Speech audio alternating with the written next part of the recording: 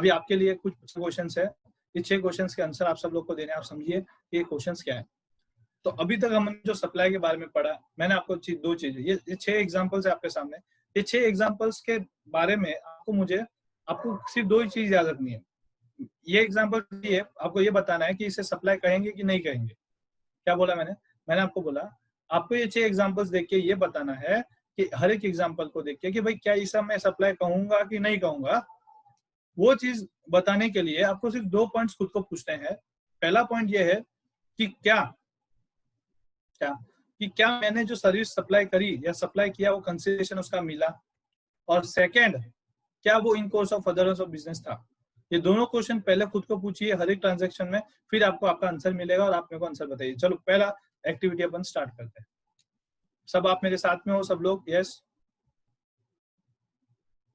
सब साथ में है, समझ रहा है सबको? ओके, यस, चलो चलते हैं। अभी मैं आपको एक चीज पूछ रहा हूँ, उसका आंसर दीजिएगा।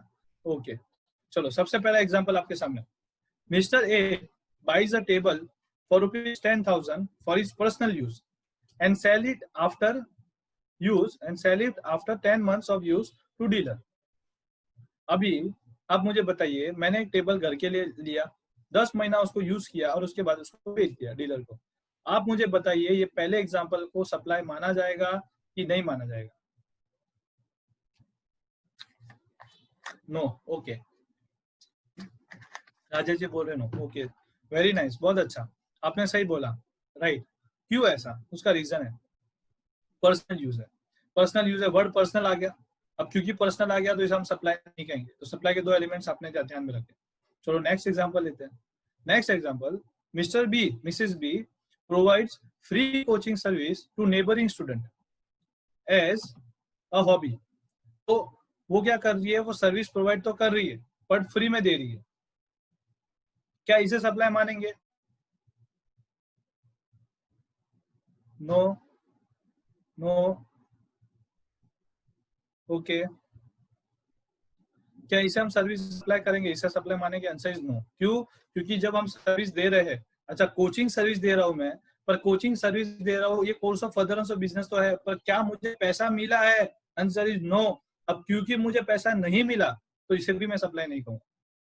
तो यहाँ पे एक बहुत अच्छा पॉइंट क्या आता है सर, पता है? यहाँ पे आपको एक चीज अच्छे से ये एक और एक चीज क्लियर होगा कि जब आप आपके बिजनेस में कोई भी सैंपल बेचते हो ना, सैंपल, और वो सैंपल आपने बेचा, मैं पैंट बनाता हूँ, मैं ट्राउजर्स बनाता हूँ, मेरे पैंट का बिजनेस है, मैंने पैंट के सैंपल्स दुकानदार जो रिटेलर्स है, मैं मैन्युफैक्चरर हूँ, मैंने होलसेलर्स को वो पैंट सैंपल के तौर पर दिए। अब वो क्या बिजनेस के लिए था? आंसर इज यस, वो बिजनेस के लिए था, पर क्या मुझे उसका पैसा मिला? Answer is no. अब क्योंकि मुझे उसका पैसा नहीं मिला तो उसे हम सप्लाई नहीं कहेंगे, उस पर जीएसटी नहीं लगता। तो ये बहुत अच्छा पॉइंट है। मतलब आपको इसमें ये चीज क्लियर होते दिखेगा कि किस पे जीएसटी लगता है, किस पे नहीं लगता है। तो आपको 2 पॉइंट हमेशा खुद को बोलना है। पहला, क्या कंसिडरेशन मिला, और सेकंड, क्या वो बिजनेस के लिए था। अगर वो कंसिडरेशन मिला है तो यस, अगर वो वही सैंपल का आपको अगर पैसा मिलता तो जीएसटी लगता। इसके लिए जब भी हम बिजनेस के लिए जो सैंपल यूज करते हैं उसमें हमें पैसा मतलब सप्लाई नहीं कहते हैं, उसे हम उस पर जीएसटी नहीं लगता है। तीसरा एग्जाम्पल ट्रिकी है, अच्छे से मेरे को आंसर देखिए। No GST on free sample, yes Rajesh ji right है। अभी हम तीसरे एग्जाम्पल पे जाएंगे। तीसरा एग्जाम्पल का आंसर आप मुझे बताइए।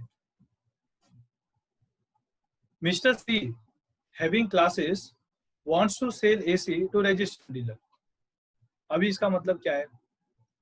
Mister C having classes wants to sell AC to registered dealer, मतलब एक क्लासेस ओनर है, उनके पास एक एसी पड़ा है, वो एसी उन्होंने 10 साल यूज किया, अभी वो एसी उनको बेचना है। ठीक है, क्लासेस ओनर है तो वो सर्विस क्या देते रहेंगे? क्लासेस की सर्विस, मतलब टीचिंग सर्विस। अभी उनके यहाँ पे एक एसी है जो उनके रूम में लगा हुआ है, और वो जो रूम में जो लगा हुआ एसी है वो उनको बेचना है। मुझे आप बताइए क्या इस पे ये सप्लाई मानेंगे कि नहीं मानेंगे? बताइए। यस, भावेश जी बोल रहे हैं यस, दिव्या जी बोल रहे हैं यस। राजेश जी आपका आंसर चाहिए?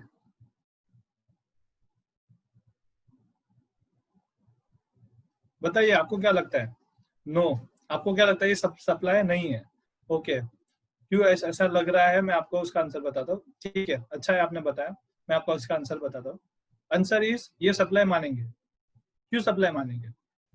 हम इसलिए इसको सप्लाई मानेंगे। आपके माइंड में जिसने भी आंसर नो दिया, उसने नो इसलिए दिया, उसको ऐसा लगा कि मैं यहाँ पे टीचिंग सर्विस दे रहा हूँ, मैं यहाँ पे एसी का सर्विस नहीं दे रहा, मैंने एसी बेचने का बिजनेस नहीं किया है। बट मेरा आपको यही बोलने का मीनिंग है, पर ये एसी लाया क्यों आपने बिजनेस में? अपने बिजनेस में एसी लाया क्यों? आपने क्लासेस में एसी लगाया क्यों? ताकि आपको सहूलियत मिले, आपके स्टूडेंट्स को एक फैसिलिटी दी जाए।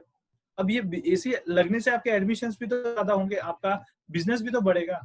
अब क्योंकि वो in course of furtherance of business है और उस एसी को बेच के आपको पैसा मिल रहा है, तो वो सप्लाई है और इसलिए यहाँ पे सप्लाई आएगा। तो यहाँ पे आपके जितने भी लोगों ने नो डाउट नो पूछा, उनको मेरे को लगता है आपका डाउट सॉल्व हो गया होगा। भले ही मैं टीचिंग सर्विस दे रहा हूँ, पर मैंने अगर एसी लगाया ना, और वो एसी लगाया है और उसको मैंने बेचा है और वो टीचिंग वो उसका कंसिडरेशन मिला है, और क्योंकि वो course of furtherance of business है, इसके लिए जीएसटी लगेगा, सप्लाई है वो। ठीक है। अब फोर्थ पॉइंट, नेटफ्लिक्स। नेटफ्लिक्स का सर्विस आप देखते हैं, नेटफ्लिक्स हॉटस्टार, जिसमें बहुत चल रहा है दिल बेचारा मूवीज, जो सुशांत सिंह राजपूत की आई मूवी अभी रिसेंटली, वो हॉटस्टार पे रिलीज हुई थी। तो ये हॉटस्टार की जो सर्विसेज है, चलो मान लीजिए वही एग्जांपल ले हम, दिल बेचारा का जो एग्जांपल है वो लेते, चलो उस मूवी पे जो हॉटस्टार पे वो मूवी आई है, अब मुझे आप बताइए, हॉटस्टार जो कंपनी है वो इंडिया की नहीं, एग्जांपल वो बाहर की, आउटसाइड नहीं है, यूएसए की है। अब वो हमें सर्विस दे रही है यहाँ पे इंडिया में, हमें क्या कर रहे हैं, हम उस मोबाइल में वो चीज को देख रहे हैं, हम इंस्टॉल करके देख रहे हैं। अब आप मुझे बताइए, क्या इसे हम सप्लाई मानेंगे? खुद को ये क्वेश्चन पूछिए। पहला, इसमें दो क्वेश्चन का आंसर आएगा। आप मुझे बताइए क्या इसे हम सप्लाई मानना चाहिए कि नहीं?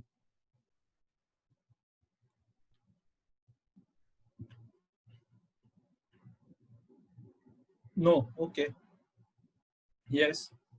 राजेश जी बोल रहे यस, लोग बोल रहे नो, बहुत जन नो बोल रहे। चलो मैं बताता हूँ।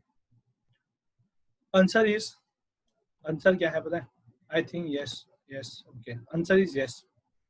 क्यों? उसका रीजन है, दो रीजन है इसका। पहला, सबसे पहला पॉइंट, क्या नेटफ्लिक्स वाला या हॉटस्टार वाला जो मुझे सर्विस दे रहा है, जिससे मैं मूवी देख रहा हूँ, क्या उसके लिए वो बिजनेस है? Answer is yes. सेकंड, क्या उसने मुझसे कंसिडरेशन पैसा लिया है? Answer is yes. आप जब हॉटस्टार में जाते हो, आप उसका मेंबरशिप फीस पे करते हो, आप उनका एक पर्टिकुलर पैकेज होता है वो पे करते हो, उसको उसका कंसिडरेशन मिला, उसने सप्लाई किया। क्वेश्चन यहाँ पे ये आता है कि उस बंदे ने सर्विस दी किधर है। तो ये एग्जांपल्स मैं आपको दो पॉइंट्स और एडिशनल सिखाऊंगा। पहला, ये जीएसटी कब लगता है पता है? जीएसटी कहाँ लगता है? जीएसटी कंजम्पशन बेस्ड टैक्स है। तो जहां पे कंज्यूम हुआ सर्विस, वहां पे जीएसटी लगता है।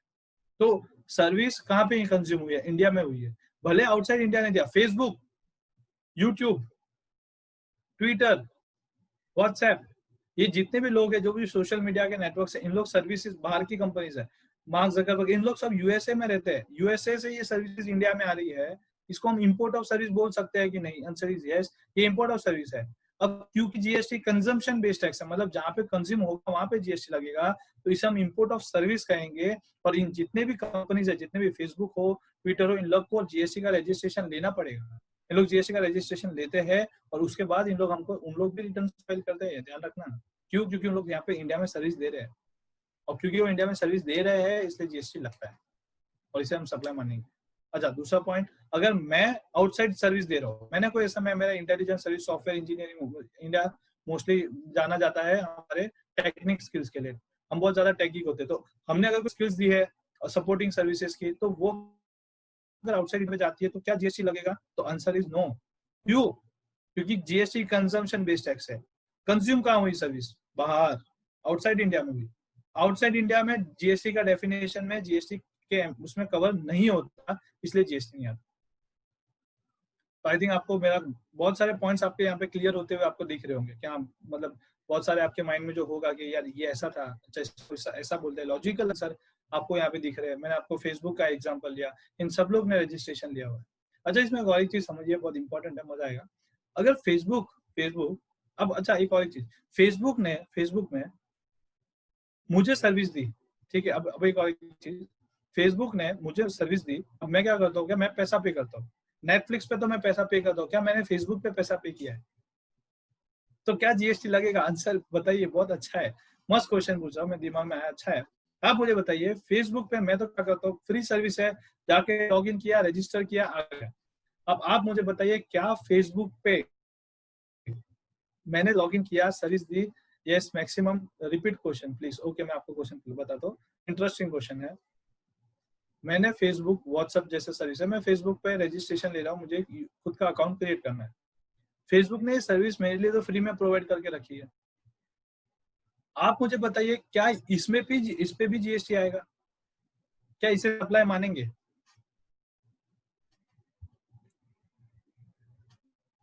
ओके नो बोल रहे लोग, क्यों नहीं मानेंगे?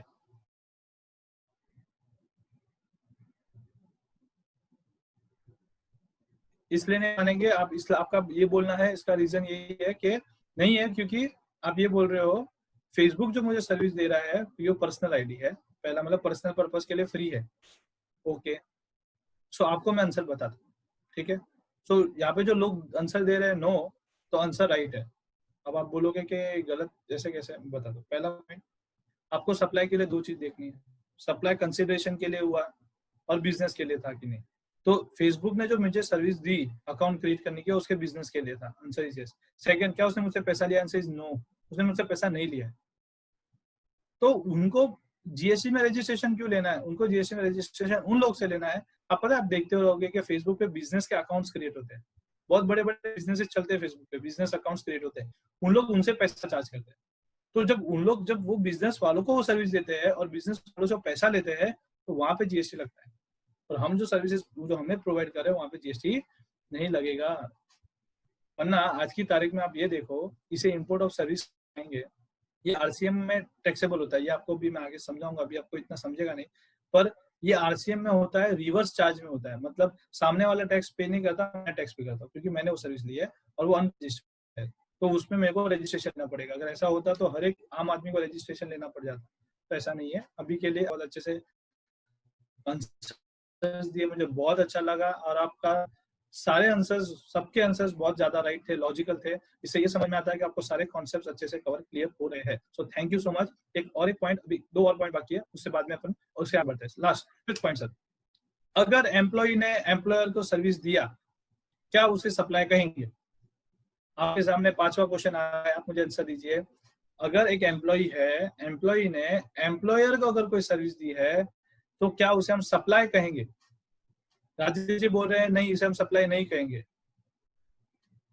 आपको क्या लगता है? एनीवन प्लीज आंसर दीजिए। शिवम जी कह रहे हैं no, employer employ relation no. Okay, अब जिन लोग ने आंसर नो दिए है, सब लोग मुझे नो बोल रहे हैं, I am really appreciating you. आप सबका आंसर राइट है, पर एक और एक चीज, ये आंसर रॉन्ग भी है। रॉन्ग नहीं बोल सकते, रॉन्ग नहीं है आंसर, रॉन्ग नहीं है आंसर, हाफ राइट है। क्यों बता दो। सबसे पहला पॉइंट ये सर, आप आप लोग ने जितना भी आंसर दिया ना, आप सब लोग को ये जरूर ये पता है कि एम्प्लॉय एम्प्लॉय रिलेशन है, एग्जाम्प्ट होता है, जीएसटी में नहीं आता। बट मेरा क्वेश्चन आपसे ये नहीं है कि जीएसटी लगेगा नहीं, मेरा क्वेश्चन है कि क्या ये सप्लाई है? आंसर इज ये सप्लाई है। क्यों सप्लाई नहीं है? पहला पॉइंट, क्या एम्प्लॉई एम्प्लॉयर को जो सर्विस दे रहा है, क्या उसके कोर्स ऑफ बिजनेस के लिए है? वो पर्सनल चैरिटी कर रहा है। आज मैं अगर कोई एम्प्लॉयमेंट में हूँ, मैंने क्या, मैं उधर सैलरी ले रहा हूँ ना, मेरा काम क्या उधर फ्री सर्विस करना है? Answer is no. तो मैं सर्विस दे रहा हूँ, मैंने सर्विस दिया है, मुझे कंसिडरेशन में सैलरी मिल रही है, दोनों चीज हो रही है, तो सप्लाई है। पर गवर्नमेंट ने इसे नेगेटिव लिस्ट ऑफ सर्विसेज में डाल के रखा है। गवर्नमेंट ने इसको बोला है कि हाँ भाई ये सप्लाई है, पर हम इसे एग्जाम करते हैं। तो आप क्लियर हो हुई, आप और अच्छे से समझे, ये सप्लाई है, ये सप्लाई ऐसा नहीं है कि सप्लाई नहीं है, it is a supply, it is a supply. So यहाँ पे ये चीज को आपको बहुत अच्छे से समझना पड़ेगा कि ये सप्लाई है, पर क्योंकि इसे गवर्नमेंट ने नेगेटिव लिस्ट ऑफ सर्विसेज में डाला है, इसके लिए हम इसे बोलते हैं कि जीएसटी नहीं लगता है, या हम बोलते हैं सप्लाई नहीं है, पर ये सप्लाई है, सप्लाई है पर जीएसटी नहीं लगता। आगे बढ़ते हैं, सिक्स पॉइंट, एच लिमिटेड एक होल्डिंग कंपनी, एच लिमिटेड एक होल्डिंग कंपनी है, उसने फ्री सर्विस दी है उसकी सब्सिडरी कंपनी को। अच्छा, होल्डिंग कंपनी और सब्सिडरी कंपनी जिनको नहीं पता, मैं आपको अभी के लिए बता देता हूँ कि दोनों कंपनी में, मतलब जो होल्डिंग मतलब ऐसी कंपनी जिसका सब्सिडियरी कंपनी वो कंपनी होती है जिसके अंदर होल्डिंग कंपनी का 51% से ज्यादा का स्टेक होता है, 51 या उससे ज्यादा का स्टेक, मतलब ज्यादा से ज्यादा पैसा उसका लगा हुआ है। इन शॉर्ट दोनों रिलेटेड पार्टी, क्या है, दोनों रिलेटेड पार्टी एक दूसरे को जानती है। तो ये जो कंपनीज है, अगर एक कंपनी ने दूसरे कंपनी को फ्री सर्विस दी है, क्या उस पर जीएसटी लगेगा कि नहीं लगेगा? आप बताइए। सॉरी, जीएसटी लगेगा नहीं, क्या उसे हम सप्लाई मानेंगे कि नहीं मानेंगे?